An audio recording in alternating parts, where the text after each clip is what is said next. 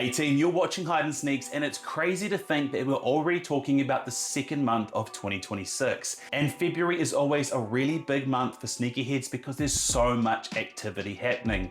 There's some great themed pairs that come out often because of the zodiac signs. There's some pairs around Valentine's Day, and of course there is NBA All Star weekend, which is effectively like Paris Fashion Week or the Oscars for all things sneakers.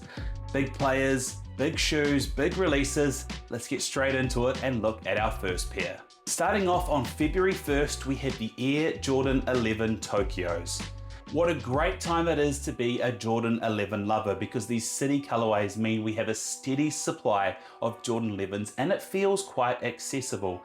There's great materials involved in this, there's some great inclusions and nods to the actual city it's from, and I think it's another really wearable pair. This pair itself has a bit of an inclusion and a nod to Japanese embroidery, that's what you see on the upper of the shoe, and it just makes it feel elevated and premium, and I do think it's probably one of the most wearable city colorways we've seen. Moving on to February 5th, and we have another new Nike GT Future colorway releasing, this time called the Copper Egg. I'm not alone in making the comment that there's a lot of Foamposite DNA in the Nike GT Future lineup, and it seems to be now it's been recognized by the likes of Nike in the nod of this particular colorway.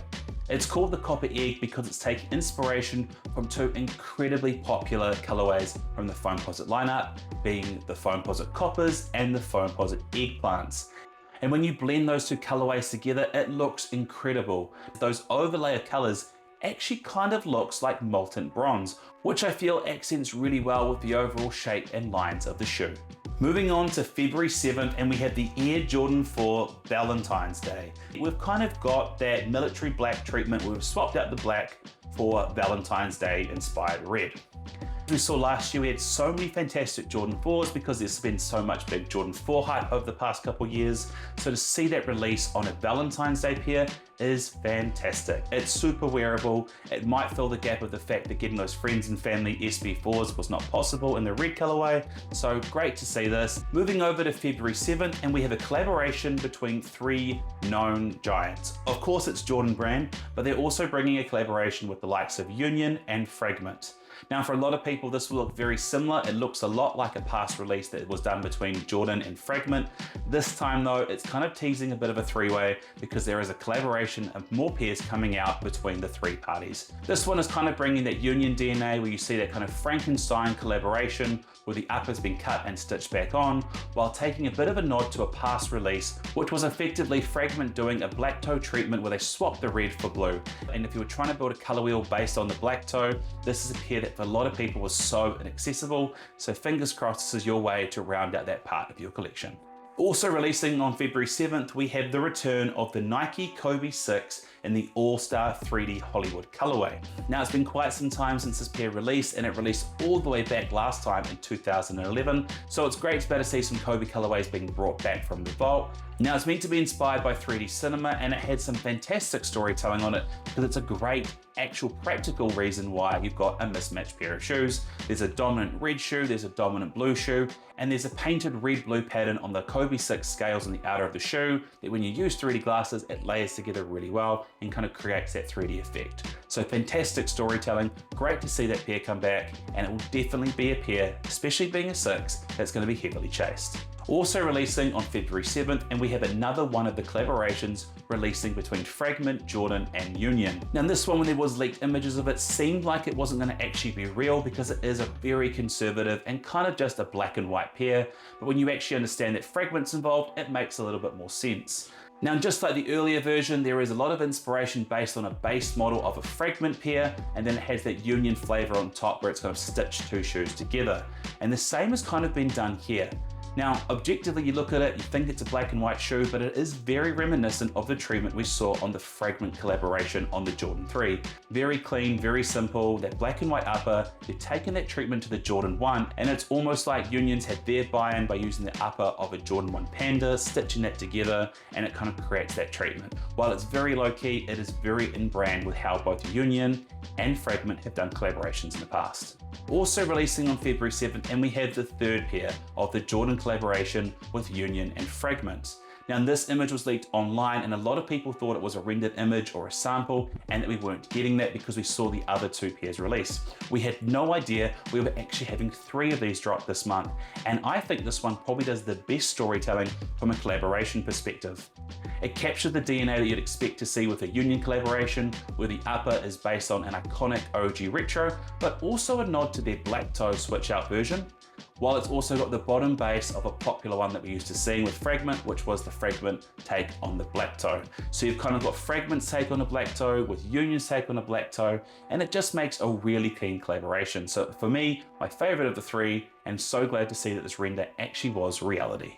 Moving on to February 12th, and we had the Adidas Anthony Edwards Lucid Orange 2. Now Anthony Edwards did a fantastic job with the AE1s, and I didn't know how Adidas was going to follow that up because the overall upper just looked so futuristic. I saw some earlier versions of the AE2 and I just wasn't quite feeling it. This, however, has given me a little bit more reassurance because the overall design of the shoe works really well with a single color scheme. Moving on to February 13th, and we have the Nike Air Foamposite Pro in the University Blue colorway. Now it's no secret on this channel that I absolutely love Foamposites, and to get a Foamposite Pro and a color scheme that I really love being University Blue is a fantastic opportunity in 2026. Now I had no idea this was releasing in February because I've already seen this in hand being sold in Shanghai at their Nike stores, so maybe it's just a different release schedule around the world, but they look fantastic in store, and unsurprisingly they had almost no sizes available. So this will be an incredibly popular one, and if you are a person who collects University Blue, this is a fantastic pickup, and I dare say much better than the Psychic Blues that I was so high on last year. Moving on to February 14th, Valentine's Day, and we have the Air Jordan 6 Reverse Infrared. Now, Jordan Brand is doing some really good thinking with some of their releases. They're digging into samples and leaked images and actually turning them from concept into reality. And this shoe was first spotted in 1999 and got the unofficial name the Reverse Infrareds. Now, a lot of people thought it was coming out. Was it going to be a sample? How was it going to play out? It just never publicly released, but Jordan Brand has changed that in 2026, and we're finally getting our hands on that a whole 27 years later. Now the shoe itself looks incredibly wearable, and I think gives a little bit more contrast than we're typically used to seeing on a standard pair of infrared 6s. Ultimately, I think it's incredibly worth chasing, and the fact that it's got that little red hint and releases on February 14th, if you're trying to buy for a sneakerhead, this is the perfect pickup for that day.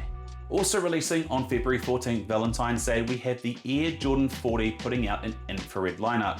Now I'm a big fan of how Jordan's been doing this in recent times. When they do a big drop, they support it with the likes of a mid or a low in the ones, and they often do a modern colorway for their most current lineup, which this year obviously is the Air Jordan 40.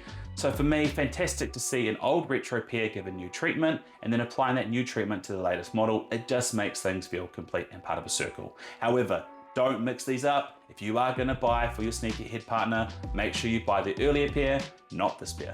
Moving on to February 16th, and we have the Air Harden Volume 10 in the All Star colorway. Now, as I said before, All Star weekend is always going to be a really busy time for sneakerheads, and that's when a lot of athletes are going to showcase and share their latest model. Now, I've obviously been very vocal about how much I love the Harden Volume 9, so similar to the AE1s, I really needed a bit of convincing with the right colorway. And this one I think does a fantastic job at using the silhouette of the shoe. Now the thing I liked about previous Hardens is they looked quite futuristic. This one I feel looks very rigid, almost metallic and metal-like.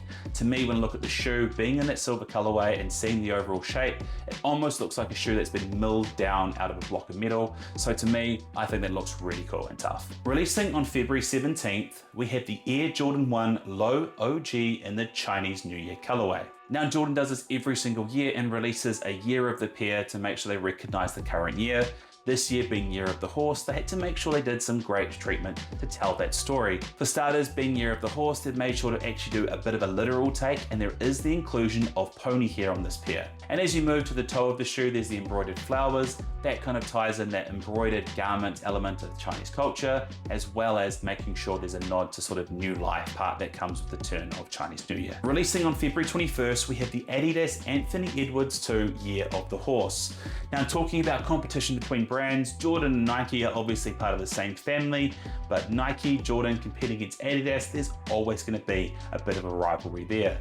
And there should be, because they've done some pretty awesome takes to how they recognize last year with the Year of the Snake on the AE1, and they're doing some great treatment this year with the AE2 on the Year of the Horse colorway. Now what I appreciated last year is they actually approached the nod to the snake in a really clever way, and they've done the same thing this year with the Year of the Horse colorway. If you look at the upper of the shoe, you can clearly see the silver details have been done in a very strategic way, highlighting the use of the existing parts of the model and creating this sort of like horseshoe effect. Moving over to February 28th, and we have the Air Jordan 5 Wolf Grey. Now last year we had so many fantastic Jordan 5s that were incredibly wearable, and this one continues that in 2026 with another great wearable pair. Now the Wolf Grey color treatment has been done across a number of models. I personally love the Jordan 3 Wolf Greys, and the Jordan 5 Wolf Greys might actually take the cake for me because, as I say, it's incredibly wearable. It's hard sometimes to find a good grey pair. I often just lean into the cool grey 11s myself for my grey pair, but I might have to pick this one up because I can see it being a really good addition. Well, that's that. We've made it to the end, and that was all of the pairs I wanted to talk to you about for the releases coming out in February. And considering it is the shortest month of the year, that is a lot of different pairs releasing. And it's gonna be a bit of a worry because there's always some other pairs that come out around All Star weekend that we don't expect, and that's when our wallets really hurt. Now, in terms of pairs, I always talk about in my upcoming sneaker releases, 3 pairs that I wanna chase. And this month, that might be a little bit hard for me to come up because I can see probably a good case for about 5.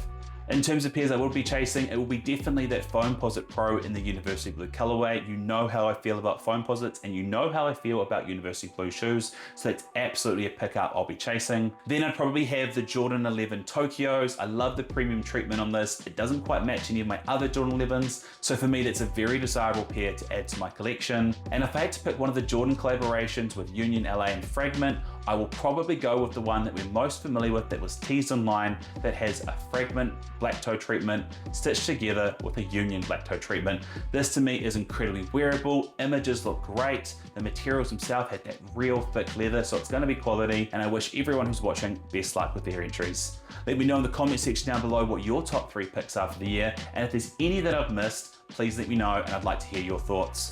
Feel free to like and subscribe, guys. I'll see you later. Bye.